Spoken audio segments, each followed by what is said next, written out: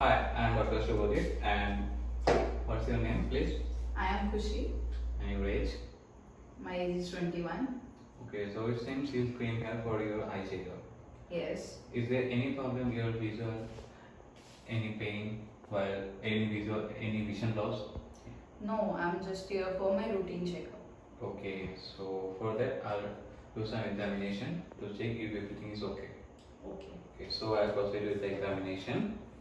And before examining the patient, please sanitize your hands and proceed with the examination. Now I will check patient's visual acuity using the Snellen chart. So first, are you using any prescribed glass or reading glass? No. Okay, so please stand here.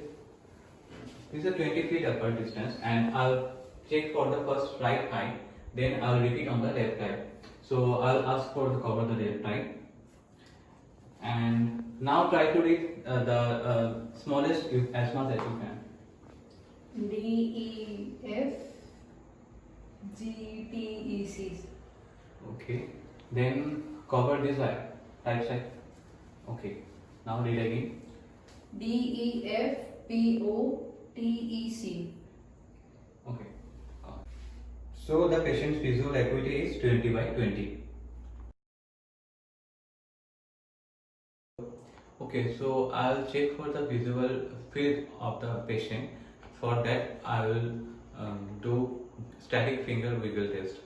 So for the test, I will ask you to look straight into my eye, and I will wiggling my finger, and please tell me when you realize my wiggling. Okay? Okay. Okay. So for that, I'll straight to the cuff, and so visual test. Yeah, now upwards. Okay. Yeah, now. Yes, now. Okay. So your visual field is intact. That is fine. So for now, I'll check your visual field through red kinetic target test, and I'll move this from outward to inward, and tell me when you see this and when the red appears first. Okay. And now. Okay. Now. Okay. So this is fine.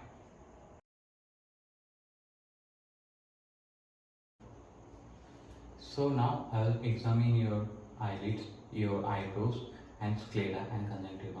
So for that, is it okay for you? Yeah. Okay. So for in the eyelids, in the eyebrows, I'll check for is there any scaliness, any lesion, any redness, or any deformities. So check here. There's no scaliness on the eyebrows, and eyelids, both uppers, normal. Now I look for the palpebral conjunctiva. Please look upward. Palpebral conjunctiva appears pink, that is normal. And okay. Now I'll check your lacrimal apparatus. Is there any excessive tearing or dryness?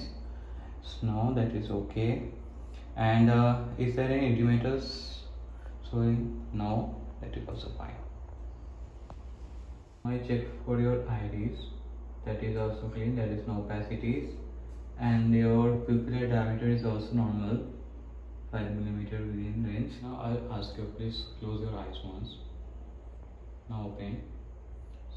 So there is no lid lag.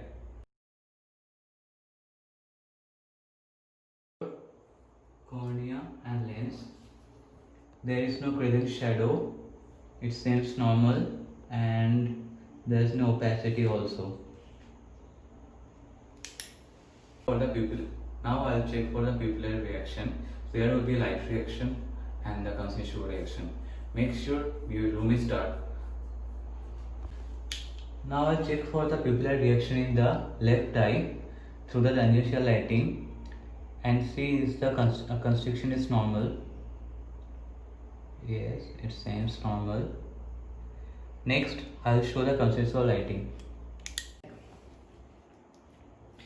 Now I'll check for the consensual reaction in the right eye. For that I'll put the direct lighting in left eye and also look for the right eye. Is both are constricting at the same time? Yeah, it's normal, it's intact also. Thank you.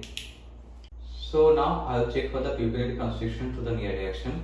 Now place this 10 centimeter away and try to look at the front side and the back side same times. Okay? Okay. The pupillary constrictions are normal. So now I will check for extraocular muscle movements. For this, I will ask you to look at my fingertip Okay. and focus here and don't move your head. Okay? Okay.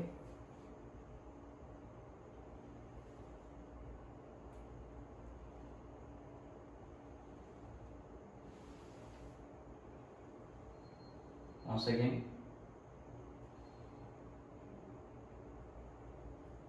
Okay, so your muscle movement is intact and there is no nystagmus also. Okay. Now I'll see the internal structure using the ophthalmoscope. First, I'll ask the patient to look straight. Please look straight. So, then from the distance of 15 centimeter, I'll look for the optic disc using the ophthalmoscope. Now. And I now get closer.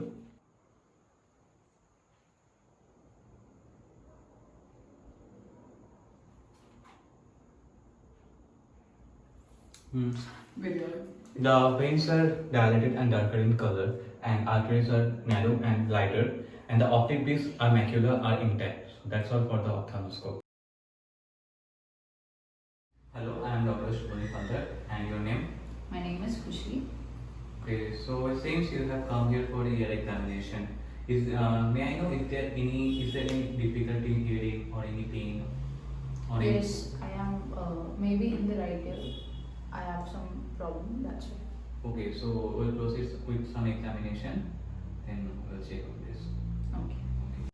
Now I'm going to perform an ear examination and I'll check, and if you feel any uncomfortable or any pain, just response me with yes. Okay. First, before going to ear examination, sanitize your hand. So now I'm going to examine your ear. Just let me know when you feel any pain. Okay. Okay. Okay.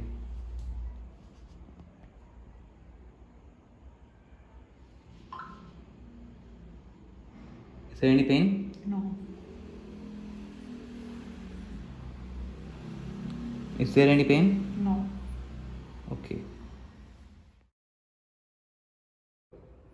So now I'm going to examine your ear canal and eardrum by using the otoscope. So I'll place this otoscope in your ear canal for looking any sort of foreign bodies, redness or any swelling or any earwax. Is it okay for you? Yes, that's okay. Okay, so we'll proceed this. So before examining the patient, just sanitize your hands. Now, please sit straight so that I can examine your ear. Okay. So I'll place this inside your ear canal. So now I'm going to examine your ear canal using this otoscope. So at any point you feel uncomfortable, let me know. Yes. Okay. So I'll proceed. Before examining, move the headaches backward and upward and backward so that the visualization can be good. So I'm going to examine now.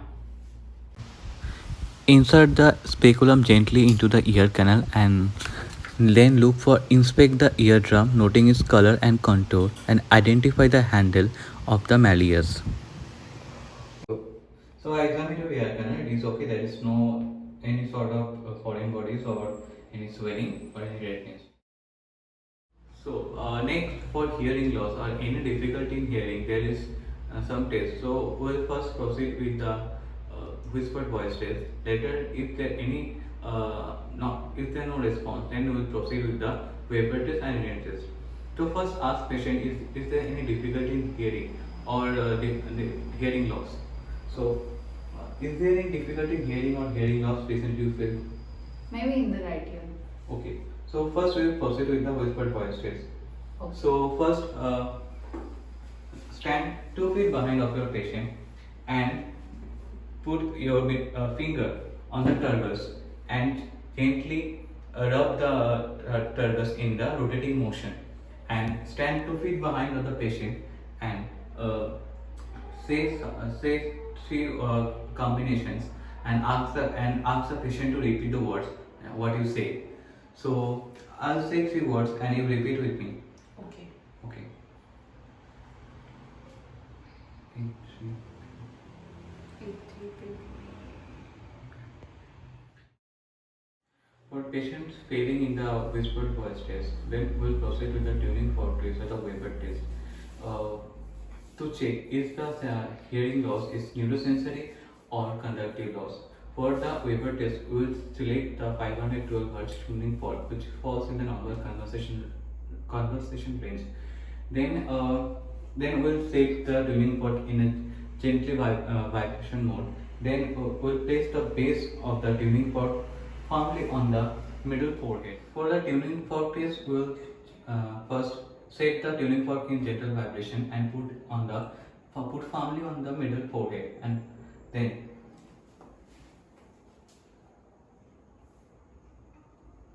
is there some louder in one ear or same in both ears? It's same in both you. Okay.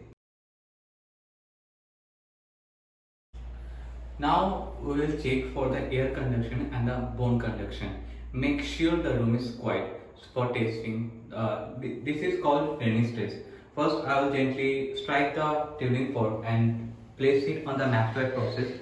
Then this is for the bone conduction. Later we'll place it here for the air conduction. Usually air conduction is faster than the bone conduction. Now, when you hear the sound, say yes. Yes. Next.